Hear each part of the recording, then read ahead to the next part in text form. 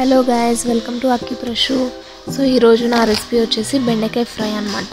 So ఈ బెండకాయ fry process ఎలా చేయాలో అనేది ఈ వీడియోలో చూపిస్తున్నాను, చూసేయండి. సో బెండకాయలు అయితే మనం ఫస్ట్ వాష్ చేసుకోవాలి క్లీన్గా వాటర్తో. వాష్ చేసుకున్న తర్వాత నేను చూపిస్తున్నట్టుగా సన్నగా స్లైసెస్ ఇలా బెండకాయలు కట్ చేసుకోవాలి. అండ్ ఆనియన్ కట్ చేసుకోవాలన్నమాట సన్నగా.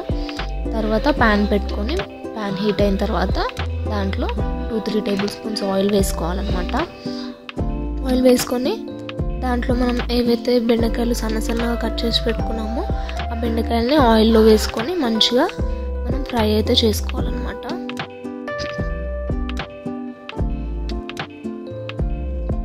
ఈ బెండకాయలు ఫ్రై చేసుకోవడానికి అయితే మనకైతే ఆయిల్ అనేది చాలా ఎక్కువనే పడుతుంది అనమాట. సో మనం అంటే డీప్ ఫ్రై ఎలా అయితే చేసుకుంటామో, ఏవైనా డీప్ ఫ్రై ఎలా చేసుకుంటామో ఈ బెండకాయలు కూడా ఆయిల్లో డీప్ ఫ్రై అయ్యేటట్టుగా మనం ఆయిల్ పోసుకొని డీప్ ఫ్రై అని కాకుండా కొంచెం ఈ బెండకాయలు అనేవి దగ్గరికి అయ్యి మంచిగా ఫ్రై క్రిస్పీగా ఉండేలా మనమైతే ఆయిల్లో ఫ్రై చేసుకోవాలన్నమాట. సో దానికోసం మనమైతే ఫస్ట్ ఆయిల్ కొంచెం ఎక్కువే వేసుకోవాలి. మనం కర్రీకి యూజ్ చేసే కంటే కొంచెం ఎక్కువ ఆయిల్ వేసుకోవాలన్నమాట. సో ఇలా ఆయిల్లో మంచిగా బెండకాయలు అనేవి దగ్గరికి మంచిగా ఫ్రై అయ్యేలా ఫ్రై చేసుకోవాలి. ఒక 10-15 మినిట్స్ వరకు మూత పెట్టేసుకొని మీడియం ఫ్లేమ్లో ఇలా ఫ్రై చేసుకోవాలన్నమాట బెండకాయలు. సో చూసారు కదా, మనం స్టార్టింగ్లో వేసినప్పుడు బెండకాయలు ఎలా ఉండేనో ఇప్పుడైతే చాలా దగ్గరికి ఫ్రై అయిపోయాయి కదా. 15 మినిట్స్కి ఆయిల్లో మంచిగా ఇలా ఫ్రై అయిపోయాయి అన్నమాట దగ్గరికి. సో ఇలా ఉంటేనే, ఇలా దగ్గరికి ఫ్రై అయితేనే కర్రీ అనేది చాలా టేస్టీగా ఉంటుంది. మనకి బెండకాయలు అనేవి కూడా ఎక్కువ కనిపించవు అన్నమాట. తర్వాత మనం ఈ ఫ్రై చేసుకున్న బెండకాయలన్నీ కూడా మనం ఒక ప్లేట్లోకి తీసుకోవాలన్నమాట. బెండకాయలన్నీ కూడా సో ఇష్టం లేని వాళ్ళు కూడా ఇలా చేసుకుంటే చాలా ఇష్టంగా తింటారు. ఎందుకంటే బెండకాయలు అనేవి అసలు కనిపించవు కదా, వాళ్ళకి చిన్నగా ఫ్రై అయిపోతాయి కదా. సో వాళ్ళకి కనిపించవు అనమాట బెండకాయలు అనేవి. సో ఇష్టంగా తింటారు అప్పుడు. సో తర్వాత మళ్ళీ మనం అదే ప్యాన్లో కొంచెం 2 టేబుల్ స్పూన్స్ ఆయిల్ వేసుకొని జీలకర్ర యాడ్ చేసుకున్న తర్వాత మనం ఆనియన్స్ కట్ చేసి పెట్టుకున్నాం కదా సన్నగా. సో ఆనియన్స్ కూడా యాడ్ చేసుకొని మంచిగా ఫ్రై చేసుకోవాలన్నమాట ఆనియన్స్ అనేవి. సో బెండకాయలు మనకి ముందే ఫ్రై అయిపోయాయి కాబట్టి ఇప్పుడు మనం ఆనియన్స్ని కొంచెం మంచిగా ఫ్రై చేసుకోవాలన్నమాట. సో బెండకాయలు ఇప్పుడు యాడ్ చేసుకుంటే mally ఆనియన్స్ అనేవి అలానే ఉంటాయి అన్నమాట, పచ్చిగా ఫ్రై అయితే అవ్వవు. సో మనం ముందే ఆనియన్స్ని మంచిగా ఫ్రై చేసుకోవాలన్నమాట. లైట్గా ఫ్రై అయ్యే వరకు ఫ్రై చేసుకోవాలి ఆనియన్స్ని.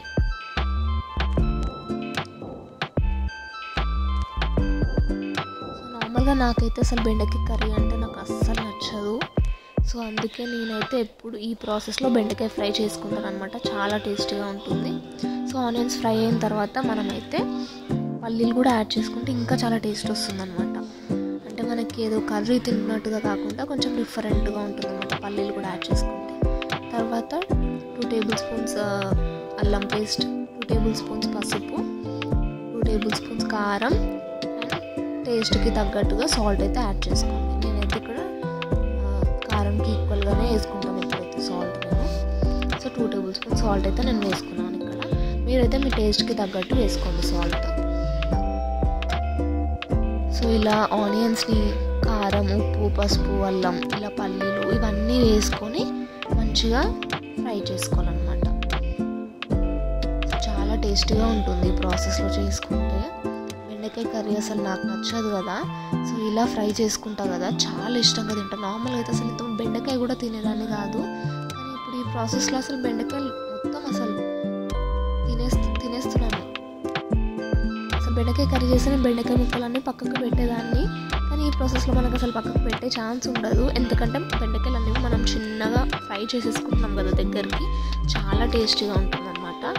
సో మొత్తం బెండకాయతో సహా తినేస్తాము. పిల్లలకి కూడా ఇలా చేసి పెట్టండి, బెండకాయ కర్రీ మొత్తం కంప్లీట్ చేసేస్తారు.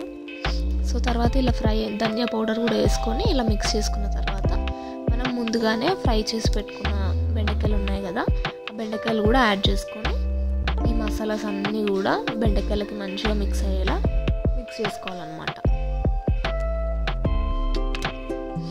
సో ఈ ఫ్రై అయితే చాలా బాగుంటుంది.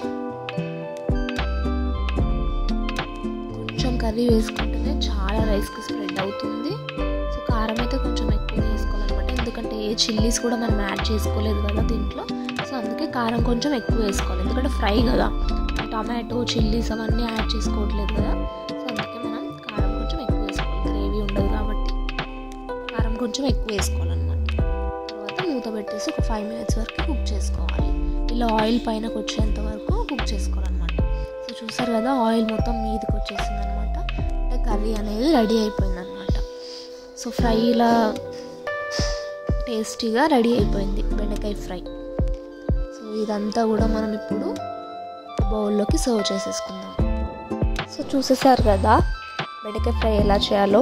సో మీ పిల్లలు కూడా ఎవరైనా బెండకాయ ఇష్టపడని వాళ్ళు, అవాయిడ్ చేసేవాళ్ళు ఈ ప్రాసెస్లో బెండకాయ ఫ్రై చేసి పెట్టండి, వాళ్ళకి చాలా ఇష్టంగా ప్లేట్ మొత్తం ఖాళీ చేస్తారు. So please like, share, subscribe my channel for more videos. Thank you for watching. Bye guys.